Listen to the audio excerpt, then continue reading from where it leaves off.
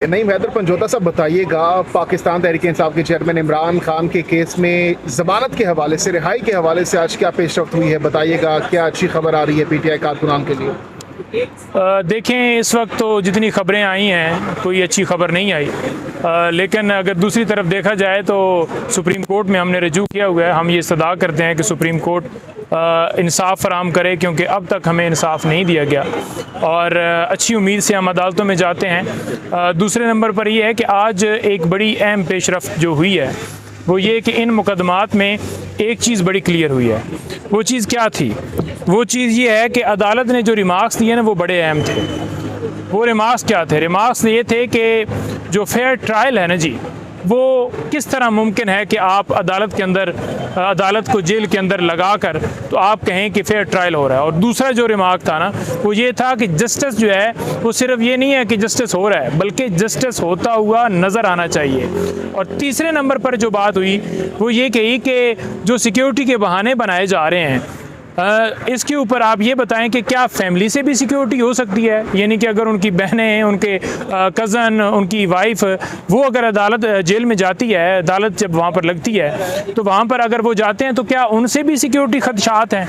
तो ये कैसी एक मुज़ाक़ाखेज़ यानी कि बात सरकार कर रही थी। तो आज उनको एक आईना नज़र आया और अदालत ने अटॉर्नी जनरल साहब को बड़ा वाज़िया कहा है कि आप इसके ऊपर मेक श्योर करें। और हम बिल्कुल ये वाज़िया कहते हैं कि ये किसी तरह से इन कैमरा प्रोसीडिंग्स नहीं होनी चाहिए, ओपन ट्रायल होना चाहिए। और पहले दिन से हम यही कह रहे थे। और अगर इन्होंने अब दोबारा गवाहों के हवाले से आगे प्रोसीड करने के लिए सदेबाब किया तो उसके ऊपर अदालत बड़ा वाज़िया हुक्म सुनाएगी, क्योंकि आज अटॉर्नी जनरल को डायरेक्शन दी गई हैं कि आप इसके ऊपर आपस में कंसल्ट करें, को इसके ऊपर लाएअमल बनाएं। ये किस तरह से इन कैमरा प्रोसीडिंग चलाकर गवाह अपनी मर्जी से करवा कर क्या गवाही हो रही है, अदालत कैसे ट्रायल कंडक्ट कर रही है, क्रॉस एग्जामिनेशन कैसे हो रहा है, क्या हो रहा है, किसी को कोई पता नहीं है। सहाफ़ियों की, वकला की, प्रॉपर फैमिली की, आम पब्लिक की, उनके फॉलोअर्स जो हैं उनकी एक्सेस होनी चाहिए।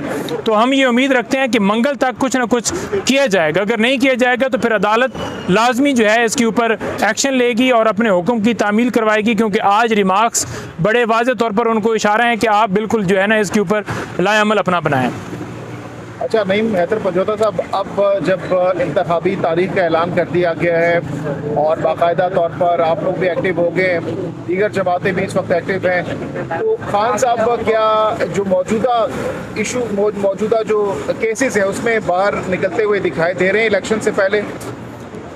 देखें, बात यह है कि जो पोजीशन चल रही है ना भाईजान, ये चाहते हैं कि इमरान खान साहब जेल से बाहर ना निकलें, इलेक्शन में अंदर रहें। लेकिन अब अदालतों के ऊपर ये इम्तिहान है कि जस्टिस जो है इस पूरी कौम को दिया जाए, क्योंकि इमरान खान की रिहाई जो है, या जितने लोग यहाँ पर जो है गिरफ़्तार हैं, गैर कानूनी तौर पर गिरफ़्तारियाँ की गई हैं, ये पूरी कौम को रिहाई दी जाए और जो इलेक्शन है फ्री एंड फेयर हों। दूसरे नंबर पर बात यह है कि आज तोशा खाना केस जिसमें इमरान खान साहब को सज़ा हुई थी वो तो सस्पेंड हो गई, लेकिन कन्विक्शन बाकी थी। आज बड़ा हैरान हम हुए हैं कि प्रोसिक्यूटर साहब अवेलेबल नहीं हैं।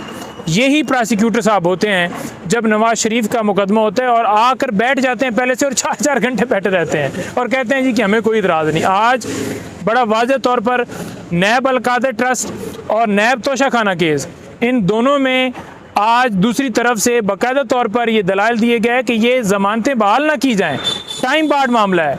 हमने लॉ पेश किया कि ये जो करंट लॉ है उसके मुताबिक बिल्कुल जो है वो कोई बार नहीं है, लेकिन उनके पास पता नहीं कौन सा जो है वो एक्ट था।